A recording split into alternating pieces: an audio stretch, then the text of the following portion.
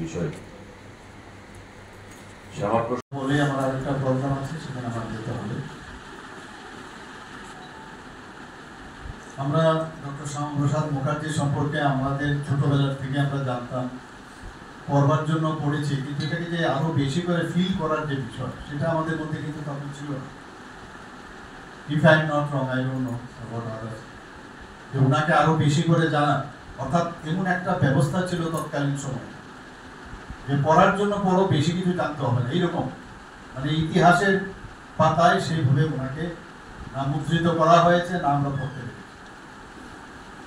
যখন ধীরে ধীরে আমরা ভারতীয় জনতা পার্টির সম্পর্কে জানলাম, যখন বিশেষ আমার কথা যদি আমি বলি, ভারতীয় জনতা পার্টিতে যখন আমি যোগদান করলাম, তারপরে বুঝতে পারলাম যে ভারতকেশরী শ্যামাপ্রসাদ মুখার্জি এই দেশের জন্য উনি কি করেছেন। আমরা জানতাম, সব জানতাম, ওনার মৃত্যু থেকে আরম্ভ করে সব, কিন্তু এটাকে যে ফিল করা যে বিষয়, যে উনাকে অনুসরণ করে আমাদের রাজ্যে হোক, দেশকে, সমস্ত আমাদের যারা কার্যকর্তারা আছে, কিন্তু কার্যকর্তারা আমি যেহেতু পার্টিতে জয়েনই করিনি, তাদের সম্পর্কে আমার সে চিন্তাও নেই যে তাদেরকে নিয়ে যেতে হবে।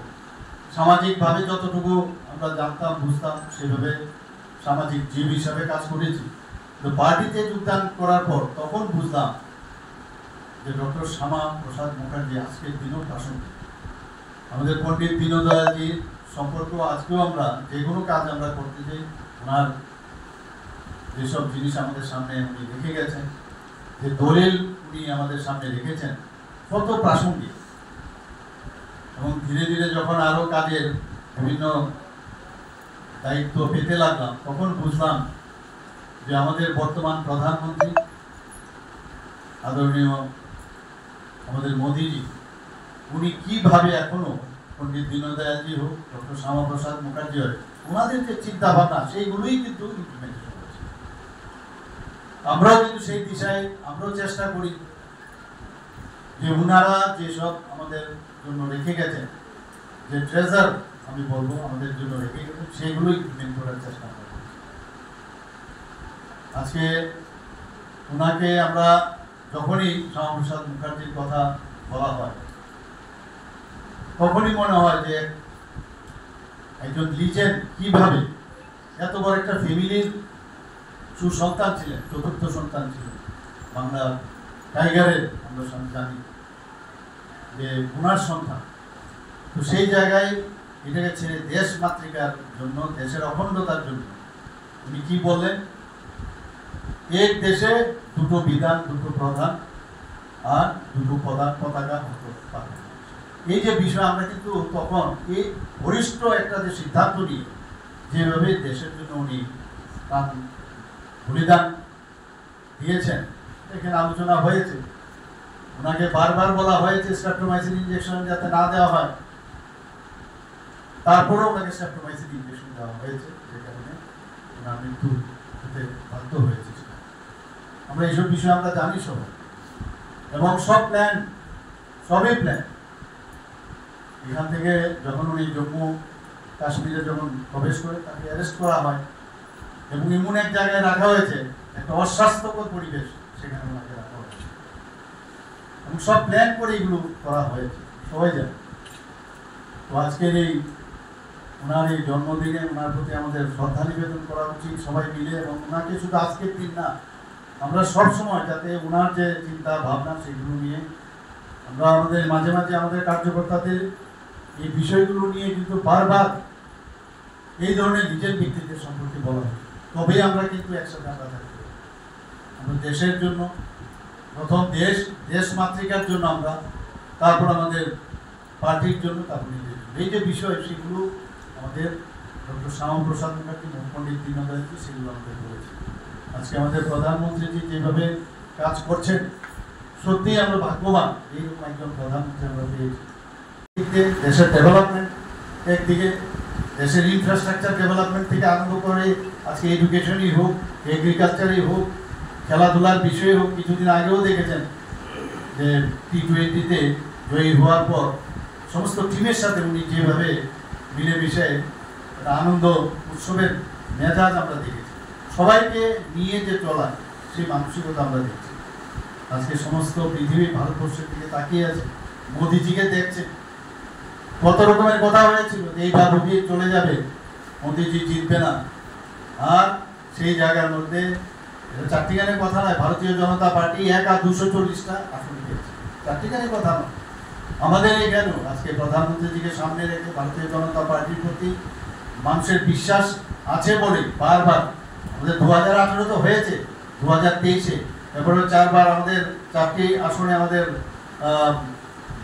বাই ইলেকশন হয়েছে, সেখানে আমরা ভালো 4টার মধ্যে 3টা আমরা জিতেছি। এরপরে আরও 2টো জায়গার মধ্যে আমাদের যে উপনির্বাচন হয়েছে সেখানেও আমরা ভালো ভোটে জিতেছি, রেকর্ড মার্জিনে আমরা জিতেছি।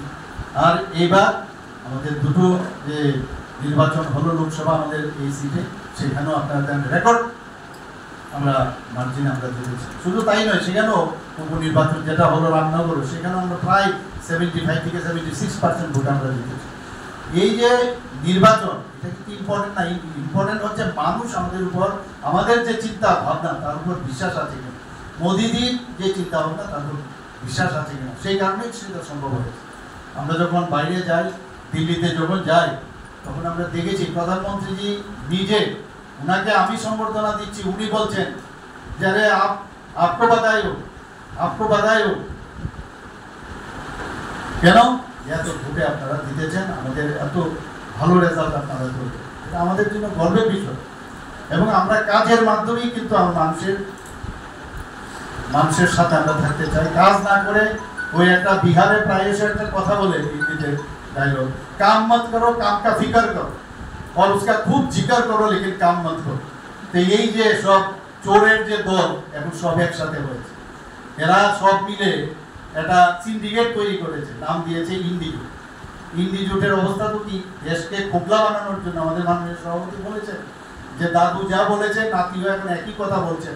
হিন্দুরা নাকি মানে হিংসায় মানে বিশ্বাসী, কি ধরনের কথা বলছে পার্লামেন্টে বসে। আমি বারবার বলছি এই ধরনের মানে এলোপি যদি থাকে আমাদের জন্য খুব মঙ্গল। আরো কি কি বলবেন আগামী দিনে, আমরা বসে আছি, মানে আমাদের জন্য কিন্তু খুব ভালো হবে। কখন কি বলেন, মানে তার যে গরিমা সে পার্লামেন্টে, সেটা আজকে কিন্তু আমরা দেখছি এত ডিটোরিয়েট করে গেছে, যেখানে আমাদের মানে এরকম একজন নিজের ব্যক্তি মাত্র 33 বছর বয়সে সর্বকনিষ্ঠ আমাদের ক্যালকাটা ইউনিভার্সিটি, তার ভাইস চ্যান্সেলর, অক্সফোর্ড ইউনিভার্সিটির সাথে তুলনা করা হবে। যেখানে উনি যান সেখানে ওনার নাম, যেখানে যে পরীক্ষা দেন ফার্স্ট। এরকম একজন ব্যক্তি, যেটা আমাদের ডিস্ট্রিক্ট প্রেসিডেন্ট হওয়ার চেষ্টা করেছেন, যে যখন যে জায়গায় গেছেন ওনাকে কি আমরা সমাজ সুধারক হিসাবে চিন্তা করবো, সমাজসেবী হিসাবে চিন্তা করবো, না ব্যারিস্টার হিসাবে চিন্তা করবো, না একজন শিক্ষক হিসাবে চিন্তা করবো। ওনার সম্পর্কে আমরা যদি কথা বলি শেষ হবে। আমরা সবাই জানি রবীন্দ্রনাথ ঠাকুরকে উনি ইনভাইট করেছিলেন এই ক্যালকাটা ইউনিভার্সিটিতে, কারোর হিম্মত হয়নি তৎকালীন সময়ে, ইংরেজদের সময়। এবং বাংলায় উনি বক্তব্য রেখেছেন, এবং বাংলাতে প্রথম ক্যালকাটা ইউনিভার্সিটিতে বাংলা বিষয় একমাত্র শ্যামাপ্রসাদ মুখার্জির সময় সেখানে শুরু হয়। তো যেখানে উনি গেছেন সেখানে উনি ভালো রেজাল্ট করেছেন। তো এরকম একজন কৃতি সন্তান আমাদের পশ্চিমবাংলায় উনি জন্মগ্রহণ করেছেন, আমাদের পশ্চিমবাংলাকে উনি বাঁচিয়েছেন, পাঞ্জাবকে বাঁচিয়েছেন। তো এগুলো আমাদের স্মরণ করার বিষয়। আজকে আমরা দেখছি পশ্চিমবঙ্গের কি অবস্থা, একটা মিনি পাকিস্তানের মতো অবস্থা করেছে। আমি কালকেও বলেছি আমাদের যে যদিও আমরা 240টা আমরা আসন পেয়েছি, তারপরে আমাদের কাছে একটা প্লাস পয়েন্ট যেটা হয়েছে, আমরা একটা রাজ্য উড়িষ্যা আমাদের হাতে চলে এসেছে। আগামী দিন নিশ্চিত আমাদের পশ্চিমবাংলাও আমাদের আসবে, আর কেরালাও আমাদের আসবে বিজেপির নেতৃত্বে এনডিএ সরকার, সেখানেও গঠন করবে। ধীরে ধীরে আমাদের গ্রাফ বাড়ছে। কোনো অবস্থায় এই যে ইন্টারন্যাশনালি যেভাবে চেষ্টা করছে মোদিজি যাতে না জিততে পারে, মোদিজির নেতৃত্বে সরকার না হতে পারে, অনেক চেষ্টা কিন্তু হয়েছে বা হচ্ছেও, কিন্তু সেটা কাজের কাজ কিছু হবে না। আমি আজকে এই ব্যস্ততা, কারণ আজকে সমস্ত জায়গায় সমস্ত বুথে বুথে কর্মসূচি পালন করা হচ্ছে। তো মাননীয় মুখ্যমন্ত্রী আমাদের মধ্যে উপস্থিত রয়েছেন, আমাদের রাজ্যের মাননীয় মুখ্যমন্ত্রী প্রফেসর ডক্টর মানিক